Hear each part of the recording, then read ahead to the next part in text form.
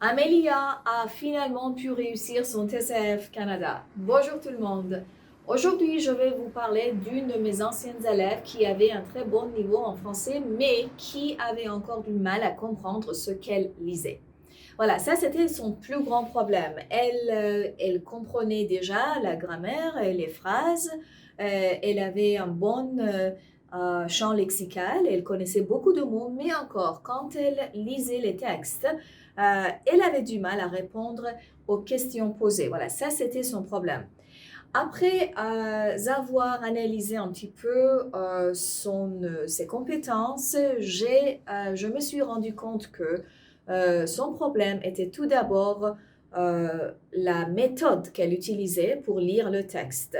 Sa lecture, en fait, sa compréhension de ce qu'elle lisait était bonne, mais elle mettait beaucoup de temps pour lire un texte.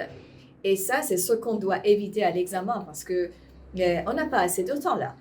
Il ne faut pas vraiment mettre plusieurs minutes pour lire un texte, c'est pas possible. Alors, on a tout d'abord travaillé sur sa gestion du temps et sur les techniques qui vous aident à lire plus vite.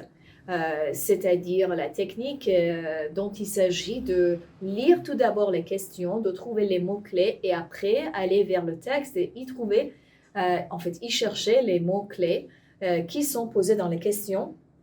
Et voilà, donc la réponse est là, devant les yeux. Il n'y a jamais assez de temps pour lire tout le texte minutieusement. Ça, c'est la première faiblesse sur laquelle on a travaillé et qu'on a réglé ensemble. Et le deuxième problème qu'elle rencontrait, c'était l'oubli des questions posées. En fait, elle lisait les questions tout d'abord, après elle allait vers le texte pour chercher les mots-clés, mais puis elle oubliait les questions, elle était obligée de revenir vers les questions, encore de les relire, et ça lui faisait perdre beaucoup de temps. Et donc, encore, ça c'était la question de gestion du temps et de augmenter cette compétence de mémoriser les mots-clés et d'augmenter la vitesse. Et ça, c'est ce qu'elle pouvait faire toute seule en vérité. Mais ce que nous avons fait ensemble, c'était de vraiment, pour moi, de l'encourager et de la pousser vers un exercice de plus, une activité de plus, une question de plus. Et voilà, ça, c'est ce qui a finalement fonctionné pour elle parce qu'après un certain temps, elle a constaté que sa vitesse avait vraiment augmenté et que voilà, elle a finalement pu obtenir une bonne note dans cette compétence aussi à l'examen.